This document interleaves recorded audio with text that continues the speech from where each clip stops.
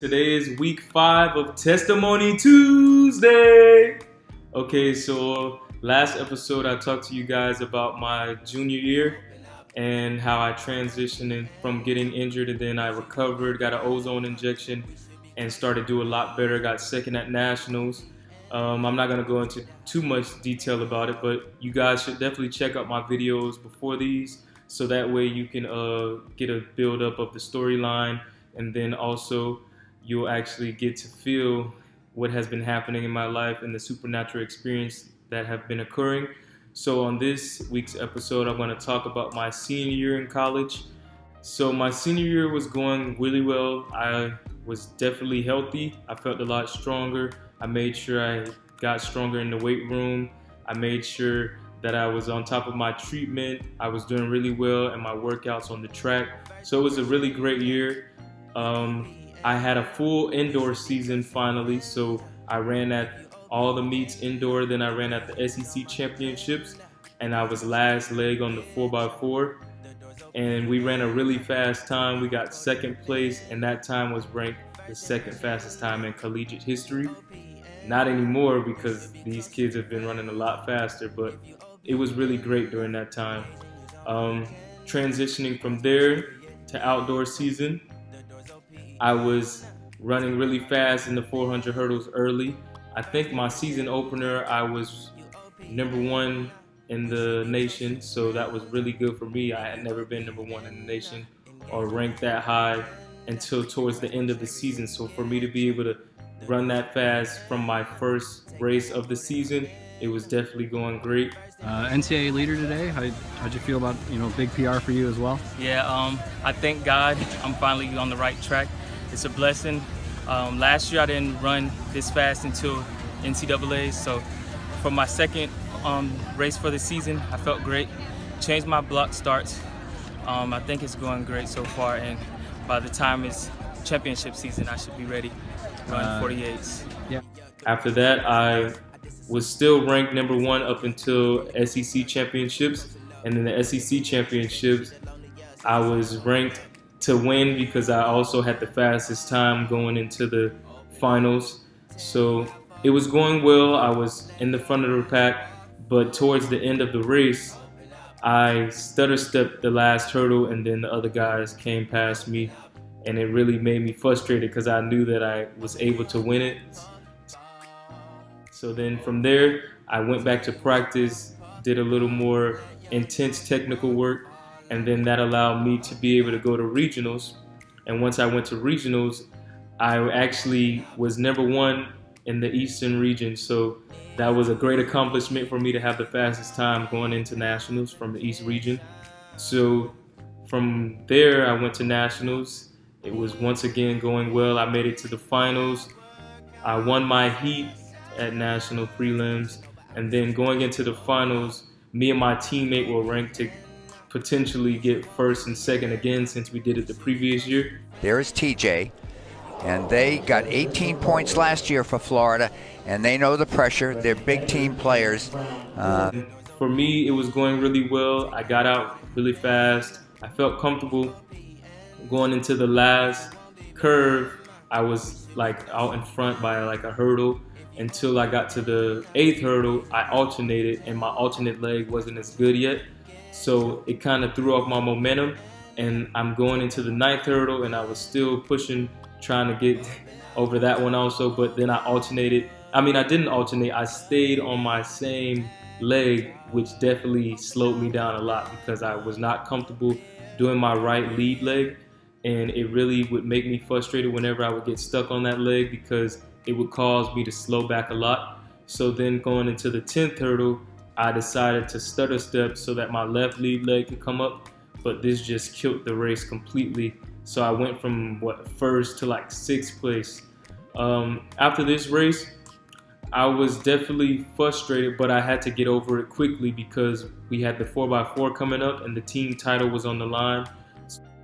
I just stayed focused, didn't think about the race anymore. And besides that, I knew I had USA champs coming up, so I still was going to trust God and know and believe that what he said would happen. So after this, I ran the 4x4.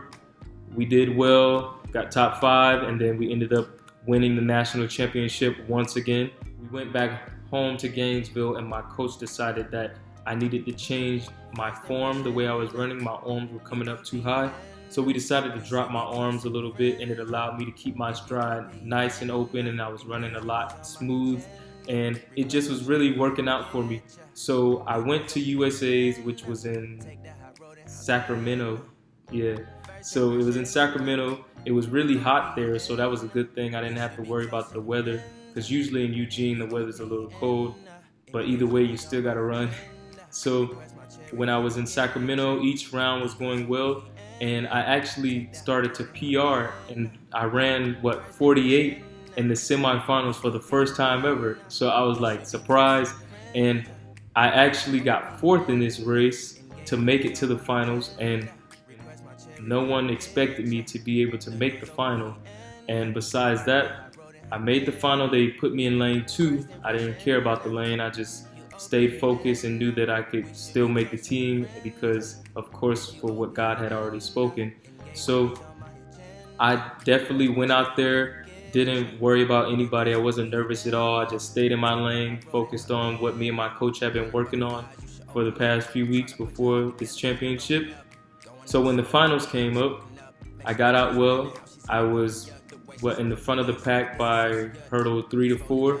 And then from there, I just kept my stride nice and open. And coming around the curve, I could hear my coach like screaming at me, telling me exactly what to do, keeping my arms low. And that's what I did. And once I came off from hurdle 8, I was in the lead. And then going into 9, I didn't stutter step, I added a step. So it allowed me to basically get a little close to the hurdle. So I had lost a little momentum, but not as much as in the past. So I was still in the front pack, and I knew I still had a lot of energy left to finish strong. So after I went over the 10th hurdle, that's when I had another burst of speed and ended up getting top 3. And if you get top 3, you make the USA team. So this was my first World Seniors team, and I was definitely super excited. It was just amazing because I knew that no one expected me to make the team because how poorly I had ran at the NCAA championships. And besides that, I was the last one to get into the semifinals.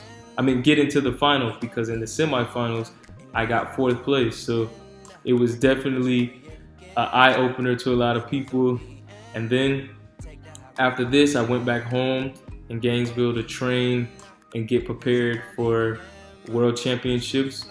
We had a long, intense couple weeks, and it was definitely well needed, because if I wanted to get on the podium at Worlds or even get close to doing anything special, we had to put in extra work. So I went to Worlds and I ran the prelim round. I won my heat, and what I'm not surprised about is because before I ran, my grandma told me that there would be these 2 races where I was going to be in the front, and she was like, do not slow down because the competitors are going to be right there. And exactly the way she said it, that's how it happened. They were right there on the side of me at the finish line, but I made sure that I stayed focused and did exactly what I was told. So going into the semis, this is where I experienced another supernatural experience. And I didn't understand at first what was going on, but a few days before I ran semis, my grandma told me that she saw me running a race, and she said that I was looking really mad. And I didn't understand why I would be mad during my race, because I'm usually always calm, nothing bothers me. So I get to the track and I'm listening to my gospel music, because I always warm up to gospel. And Tasha Cobb's Fill Me Up came on, and when the choir kept saying, fill me up, God, I was about to go to the restroom, and I had my headphones on walking past this tent, and I saw one of the competitors that I had to race, and for some reason my face just changed, and like I couldn't control it, and I got like really felt like I was, I don't know, like on fire or something, and my face like just got really like intense and strong looking, and I couldn't control it. And then I went back to my USA tent to sit down and get ready before I had to warm up, and like it just was a different feeling inside of me like I didn't feel like myself. And then I remember my coach and my training partner, they were looking at me like, what's wrong with TJ? Because they know I'm always like smiling and laughing and whatever. But this time it was like completely different. So eventually it kind of cooled off a little bit. But once we actually stepped out on the track, this is when my training partner, he ran in the heat before me and he won his heat. And as soon as he crossed the finish line and I was up next to set my blocks, for some reason, my body just like did like a charge and it made me like blow out like a lot of air. And I was like I was really flamed up. I don't understand. Well, I do know now what it was, but at the time, like I couldn't control it and I didn't want to control it because that feeling made me feel very confident and I felt like a lot of power inside of my whole body. Like it felt like something had taken over, and I know it was God who took over my body and allowed me to go run my semifinals completely like zoned in, and I wasn't worried about a thing, and I won my heat in the semifinals. Then the next day I went to the finals and I actually came out with top 5 in the world. So for me, from just now leaving college to being able to actually transition into being top 5 in the world, it was definitely like a blessing. I was very grateful and I was thanking God for everything because I knew it wasn't me. I knew that it was completely in His hands, and I was very grateful for everything that He had allowed to happen, because even though it looked like I wasn't going to make the team, I wasn't doing well towards championship season, He turned everything around just like I knew He would, and it had already been spoken. So I had no doubt in my mind that it wasn't going to happen. I just had to be patient and wait for God's timing, and it happened at the right time. And from leaving World Championships, I ended up signing my contract with Nike. So I became a professional athlete. So there was just a lot of great things that had started to happen in my life. And this then transitioned into me my first year on the pro circuit. I don't want to say too much. I'm going to leave that for you guys next week. And I thank you guys for listening to this week's episode of Testimony Tuesday. And I'm definitely going to keep sharing my story because there's a lot more for you guys to hear.